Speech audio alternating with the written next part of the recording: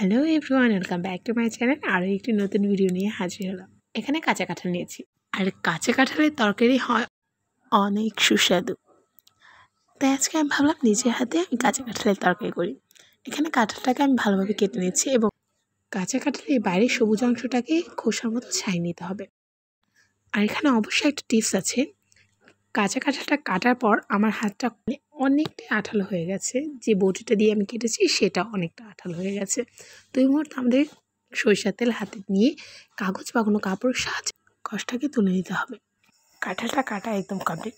দেখুন আমি একদম ছোটো করে টুকরো করে নিয়েছি কাঁঠালগুলোকে, আর কাঁঠালগুলোকে ভালো করে ধুয়ে নিয়েছি যেন কষ না থাকে। কাঁঠালটাকে প্রপারভাবে রান্না করার জন্য এখানে আমি আদা, রসুন এবং সাদা জিরে নিয়েছি। এগুলোকে একসাথে ব্লেন্ড করে এখানে হলুদ গুঁড়ো, মরিচের গুঁড়ো একসাথে মিক্স করে নিয়েছি। আর এখানে সামান্য ধনিয়া গুঁড়ো দিতে হবে। দেন কড়াইটাকে গরম করে এখানে তেল দিয়ে নেব। তেলের পরিমাণটা একটু বেশি দেওয়া লাগবে, কারণ আমি কাঁঠালগুলোকে সিদ্ধ করে নিইনি।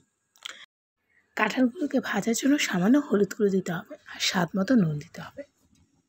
এই তো কাঁঠালগুলো কীভাবে কত সুন্দর করে ভাজা হয়ে গেল। এরপর কড়াইয়ে সামান্য তেল দিয়ে এখানে পেঁয়াজগুলো ভেজে নেব। পেঁয়াজগুলোর সাথে দারচিনি এবং তেজপাতা দিয়ে একসাথে ভেজে নেব। দেন বেটে রাখা মশলাগুলো দিয়ে একসাথে কষাবো। মাথায় রাখতে হবে মশলাটা যতটা কষবে তরকারির টেস্টটাও দারুণ আসবে। এবার ভেজে রাখা কাঁঠালগুলো মশলার মধ্যে দিয়ে দেবো। একেবারে মাংসের মতো কষাবো। কাঁঠালগুলোকে ভালোভাবে কষালে রান্নার টেস্টটা অনেক ভালো হবে। কাঁঠালটা কষানো হলে সামান্য জল দিয়ে দিলাম, কারণ এই কাঁঠালটাতে আমি একটু জল ইউজ করিনি। ব্যাস, কাঁঠালের তরকারি তৈরি। দেখলেন তো কতটা সুন্দর দেখতে হয়েছে কাঁঠালের তরকারিটা।